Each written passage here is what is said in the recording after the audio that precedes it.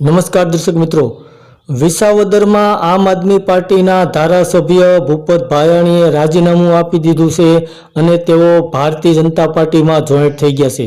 તો આવનારા સમયમાં વિસાવદરમાં ધારાસભાની પેટા ચૂંટણી થવા જઈ રહી છે અને પેટા ચૂંટણી જ્યારે પણ થાય ત્યારે હાલમાં इंडिया गठबंधन द्वारा कांग्रेस અને આમ આદમી પાર્ટીનું ગઠબંધન થઈ ગયું છે અને લોકસભાની સીટો માટે સીટોની વહેંચણી પણ થઈ ચૂકી છે। 4 રાજ્યોમાં વહેંચણી થઈ ચૂકી છે। ત્યારે આવનારા સમયમાં વિસાવદરમાં ધારાસભાની પેટા ચૂંટણી થાય ત્યારે તેમાં આમ આદમી પાર્ટીના ઈસુદાન ગઢવી કદાચ ધારાસભા તરીકે લડી શકે તેવા પણ સમાચાર પ્રાપ્ત થઈ રહ્યા છે।